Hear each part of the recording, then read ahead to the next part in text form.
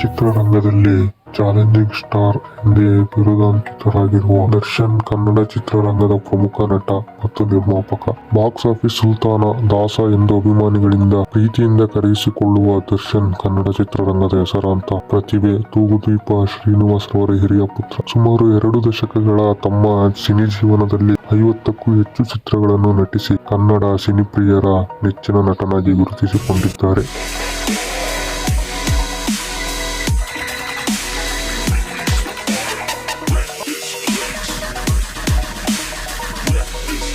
ಇವರ ಬಾಲ್ಯ ನೋಡುವುದಾದರೆ 1977 ಫೆಬ್ರವರಿ 16ರಂದು ಶಿವರಾತ್ರಿಯ ದಿನದಂದು ಮಧ್ಯಾಹ್ನ ಪೊನ್ನಂಪೇಟೆಯ ರಾಮಕೃಷ್ಣರ ಸೇವಾಶ್ರಮದಲ್ಲಿ ತೂಗುದೀಪ ಶ್ರೀನಿವಾಸ್ ಮತ್ತು ಮೀನಾ ದಂಪತಿಗಳಿಗೆ ಹಿರಿಯ ಪುತ್ರನಾಗಿ ಜನಿಸಿದರು. ಇವರ ಜನ್ಮನಾಮ ಹೇಮಂತ್ ಕುಮಾರ್. ಬಾಲ್ಯದ ವಿದ್ಯಾಭ್ಯಾಸ ಮುಗಿಸಿದ್ದೆಲ್ಲ ಮೈಸೂರಿನಲ್ಲೇ. ಸೋದರಿ ದಿವ್ಯಾ ಮತ್ತು ಸಹೋದರ ದಿನಕರ್ ತೂಗುದೀಪ 2003ರಲ್ಲಿ ಧರ್ಮಸ್ಥಳದಲ್ಲಿ ಕೆಮಿಕಲ್ ಇಂಜಿನಿಯರಿಂಗ್ ವಿದ್ಯಾರ್ಥಿ ವಿಜಯಲಕ್ಷ್ಮಿ ಅವರನ್ನು ಕೈ ಹಿಡಿದರು. ಈ ದಂಪತಿಗಳಿಗೆ ವಿನೀಶ್ ಎಂಬ ಪುತ್ರನಿದ್ದಾನೆ.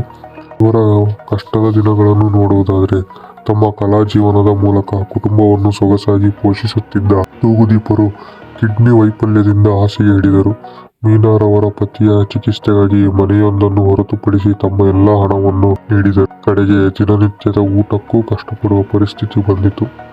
ಈ ಸಮಯದಲ್ಲಿ JSS ಆಸ್ಪತ್ರೆ ಆರ್ಥಿಕವಾಗಿ ಸಹಾಯ ಮಾಡಿತು. ಮೀನಾರವರೇ ಪತಿಗೆ ಕಿಡ್ನಿ ನೀಡಿದರು.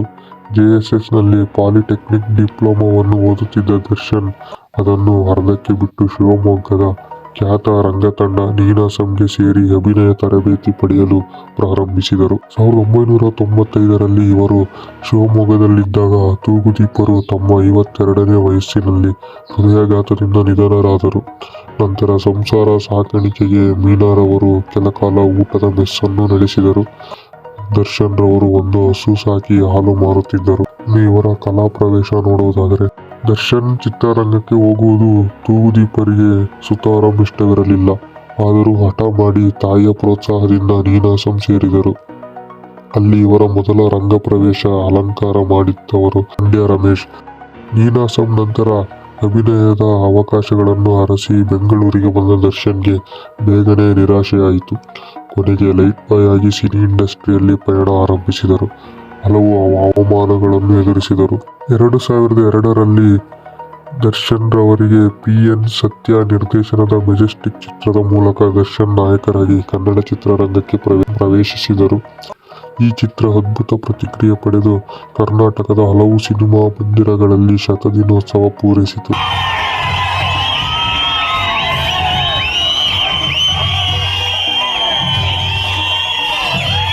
2003ರಲ್ಲಿ ತೆರೆಕಂಡ ಪ್ರೇಮ್ ನಿರ್ದೇಶನದ ಕರಿಯ ಚಿತ್ರ ಕೂಡ ಉತ್ತಮ ಪ್ರತಿಕ್ರಿಯೆ ಪಡೆದು ಕರ್ನಾಟಕದಲ್ಲಿ ಸುಮಾರು 800 ದಿನಗಳಿಗೂ ಹೆಚ್ಚು ದಿನ ದರ್ಶನ ಕಂಡು ದಾಖಲೆ ಬರೆಯಿತು.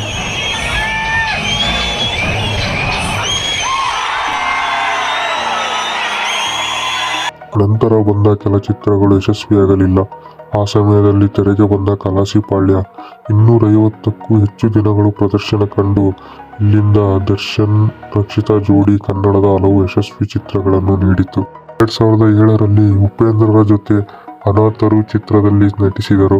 ಅದೇ ವರ್ಷ ಈ ಬಂಧನ ಚಿತ್ರದಲ್ಲಿ ಸಾಹಸ ಸಿಂಹ ವಿಷ್ಣುವರ್ಧನ್ ಪುತ್ರನ ಪಾತ್ರದಲ್ಲಿ ನಟಿಸಿದರು. ಕುಚುಕು ಗೆಳೆಯರಾದ ಅಂಬಿ ವಿಷ್ಣುವರ ಪುತ್ರನ ಪಾತ್ರದಲ್ಲಿ ನಟಿಸಿದ ಕನ್ನಡದ ಏಕೈಕ ನಾಯಕ ನಟ ದರ್ಶನ್ ಎನ್ನಬಹುದು.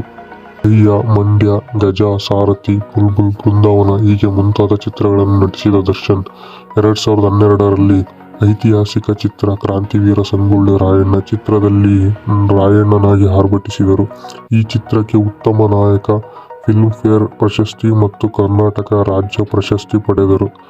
ದರ್ಶನ್ ರವರು 50ನೇ ಚಿತ್ರ ಕುರುಕ್ಷೇತ್ರದಲ್ಲಿ ದುರ್ಯೋಧನ ಪಾತ್ರ ಮಾಡಿ ಮಿಂಚಿದರು. 2006ರಲ್ಲಿ ಸಹೋದರ ದಿನಕರ್ ಜೊತೆ ಸೇರಿ ತೂಗುದೀಪ ಪ್ರೊಡಕ್ಷನ್ ಅನ್ನು ಆರಂಭಿಸಿದರು. ದರ್ಶನ್ ಬಾಲ್ಯದಿಂದಲೂ ಪ್ರಾಣಿ ಪ್ರಿಯ. ಕೆಲವು ಬಾರಿ ಅಮ್ಮನ ದುಡ್ಡು ಕದ್ದು ಪಾರಿವಾಳ ಮತ್ತು ಮೀನುಗಳನ್ನು ಸಾಕಲು ಮನೆಗೆ ತರುತ್ತಿದ್ದರು. ಹಾಗೆಯೇ ಬೀದಿ ನಾಯಿಗಳನ್ನು ತಂದು ಅವುಗಳಿಗೆ ಮಲಗಲು ರಟ್ಟಿನ ಮನೆ ಮಾಡಿ ಮಲಗಿಸುತ್ತಿದ್ದರು. ಒಮ್ಮೆ 2ನೇ ತರಗತಿಯಲ್ಲಿದ್ದಾಗ ಕುದುರೆ ನೋಡಿ ಅದನ್ನು ಹಿಡಿದು ತಂದು ಸಾಕಲೆಂದು ಶಾಲೆಗೆ ಚಕ್ಕರ್ ಹಾಕಿ ಹೋಗಿದ್ದರು. ರಜಾ ದಿನಗಳಲ್ಲಿ ಮೈಸೂರಿನ ಮೃಗಾಲಯಕ್ಕೆ ಹೋಗುತ್ತಿದ್ದ ದರ್ಶನ್ ಅಲ್ಲಿನ ನಿರ್ವಾಹಕ ಪುಂಡಲೀಕರು ಒಂದು ಹುಲಿಯನ್ನು ನೋಡಿಕೊಳ್ಳುತ್ತಾ ಕೊಡುತ್ತಿದ್ದರು.